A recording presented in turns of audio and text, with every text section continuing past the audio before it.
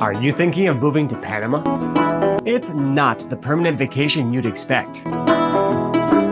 Meet Rudy, part of Panama's forgotten American subculture called the Zonians.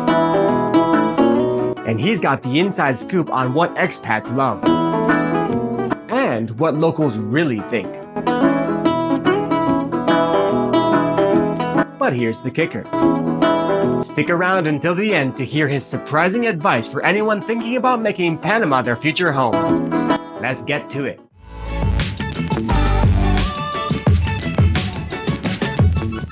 Today I have a super special guest, a person that is here to bridge the gap.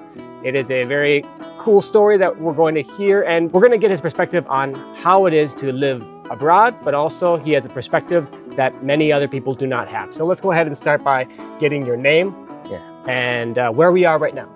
Hi, my name is Rudy Waller, and we're in El Valle de Anton, province of Cocle. Cocle in Panama.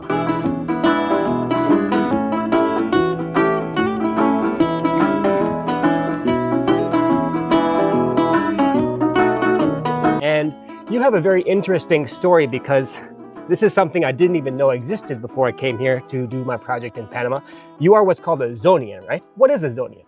Well, a Zonian is it's like a subculture. I don't know if you'd call it that, but it's a group of people that were born and raised in the Canal Zone area, which is a strip of land that at one point belonged to the didn't belong, was managed or operated, managed by the United States for many years. That was along the canal, which was the Panama Canal Authority or whatever that was running it. So it was mostly American people that were here and to work for the canal, whether it be through the army bases, through the Panama Canal Commission. But mostly a Zonian is someone that was born in the Canal Zone area back in those days. After it no longer exists, it was reverted back to Panama, and but there's still a big family, I'd say, of Zonians that meet up in the States all the time and meet up here in Panama. We just had a Canal Zone reunion. Oh, is that right? So yeah, cool. We're Panamanians, but at the same time Zonian because of where we were born. Yeah, I'd say. So do you think the majority of the Zonians have American fathers and Panamanian mothers, or how is the balance of that? Do you know? A lot of them have both parents might have come from the States to work on the canal. Okay. At one point, some of them might have come from the Caribbean islands. Some of them they've come from all over the place when the canal was built, and some of them are descendants, like maybe their parents married locals as well, Panamanians. Like my father lived here. He was from Kentucky, but he lived here for over 70 years. Yeah, so let's talk a bit about your family story, because your family story is super interesting, and I'd like to tell a little bit about that. You said your father is from Kentucky? Yeah, my father's from Louisville, Kentucky, and was stationed here in the Army. And your mother? And my mother is Panamanian, and she met him here at the beach. And at what beach?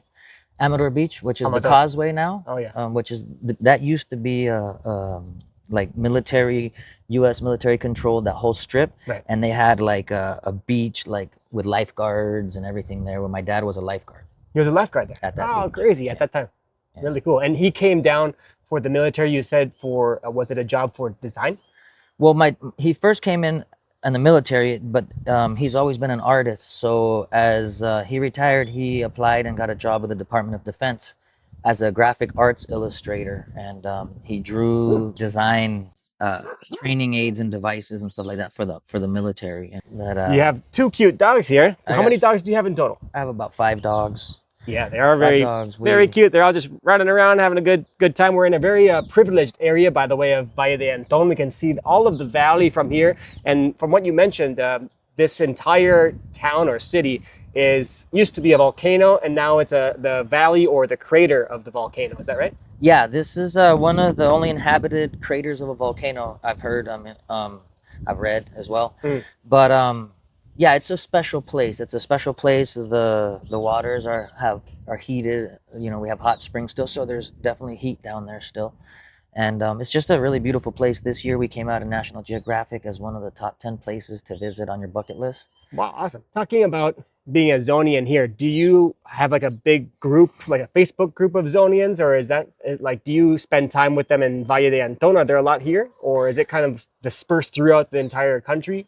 Well, they're dispersed. We're dispersed throughout the world, really. I Yeah. mean, a lot of the people, when the areas were reverted, moved to the States. Some of them moved to their new locations, wherever the government job was taking them. Mm. A lot of them retired and stayed here on board with the Panama Canal Company Oh, okay. Authority, Yeah, yeah, yeah. or what you call it. Okay, interesting. And so we're kind of spread out everywhere. There's some Zonians that live here in El Valle, Yeah.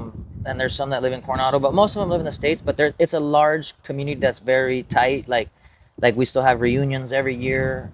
We still have we have gatherings all the time. Like, And speaking of being a Zonian and this being so unique, especially to me, something new for me, you not only spent a lot of time living in Panama, but you also lived in the US, right? Where in the US did you live and for how long?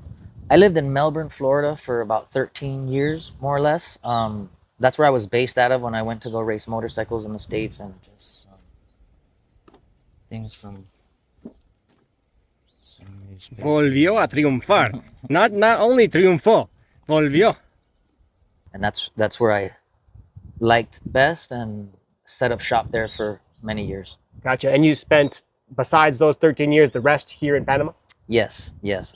Spent the rest of the time here in Panama. Those 13 that I lived in the States, though, I traveled a lot, so I was just really there. That's where my home base was. So being that you have a very balanced perspective of living in the US and your dad's from the US, from Kentucky, your mom from Panama, Panama City, and you speaking both languages, Spanish and English perfectly, you growing up or living in both countries for a significant amount of time, you have a good perspective of what a local and a foreigner might think in living in Panama, right? So my question for you is, what do you think a Zonian thinks about foreigners that come here to Panama to live, and some of them are retiring, some of them are just coming here to start businesses. What do you think a Zonian's perspective on that is? I like to see foreigners come into Panama. I spent the majority of my life traveling and promoting Panama per se. Very proud of everything. So like everywhere I went, I would tell people, we have this in Panama, we have this in Panama, we have that in Panama. That's why I came back to Panama, because all of the things that I would love about other countries, El Salvador, everywhere where you've kind of been to, I said we have that in Panama too. And so that's what drew me here. But yeah, I think we all agree, home is kind of where you make it. A lot of Zonians live in the States, and I know they carry Panama in their heart too. So same thing when I see, like, since my father lived so many years here, when I see expats here that really enjoy it and really embrace our country, it makes you feel proud. It makes you feel happy that they can enjoy a place like this coming from the United States. It's not always as easy. It's not always as what people think. People think they're going on a permanent vacation, Right. and it's not like that. But once you can get past it and you can learn the ups and downs, I think you'll love it if that's what's in you. And it doesn't matter where you're from. It doesn't matter if you have that sense of adventure, like my dad did over 80 years ago. You're gonna love it. So what I understand from that perspective is that when you are in a new country and you're able to embrace it as your new home instead of treating it as a permanent vacation, you're going to have a bit more benefit and also help out the locals by interacting with them more. Is that kind of the idea? Yeah, absolutely. Like, you have to immerse yourself. So you have to learn to accept the culture, and not try to, we try to not so much, we accept everyone that comes, and but you get every now and then you get those people that don't, that aren't happy with this or that, or have their complaints. But you're gonna find that everywhere. You have people that go to the States and they complain about this or that. Yeah, that's so true. Complainers are gonna be everywhere. But yeah, it doesn't feel great when you have people that never lived here before and come try it and don't enjoy it, to voice out their complaints or whatnot. But no, we've I feel like definitely when you go somewhere, like, look, my dad lived here so long, and he was like Panamanian. I mean, he always tried to speak Spanish to people, try to, you know, smile and help people out at the races. Always helping out the Panamanians. Your dad had a very balanced experience because he immersed himself into the culture. Yeah. You said he learned Spanish. Yeah. Did he Oh, speak yeah. pretty good Well, Spanish, like no, fluent? no, because you've probably run into this, but most of the places where you go to in Latin America, people will try to speak to you in English. Right, right. And it's also part of, people want to practice their English. People want to learn when they see someone that speaks English, and it's also a welcoming thing. It's like, we want you to know that, Make you feel comfortable. exactly, Yeah, exactly. right. So that's the same way we feel like when someone speaks to us in Spanish. Mm. Like when I see what the quote unquote expat speak to me in Spanish, I try to respond to him in Spanish because he's trying to practice. So I appreciate that, you know. Right, right. Well, that's a really cool perspective to hear about not only your story and what the Zonian group of people are, but also hearing the best way to approach living abroad, living in Panama, being an expat. And I really appreciate all of these points that you brought up today. Thanks again, Rudy, so much for sharing your experiences, your point of view, your story about living here and having this interesting type of subculture, subgroup that many people probably don't know about, and I hope you all enjoyed the story that he had to tell. And guys, if you're enjoying all the content, please like, subscribe, hit that notification bell, and see you in the next one. Hasta la próxima.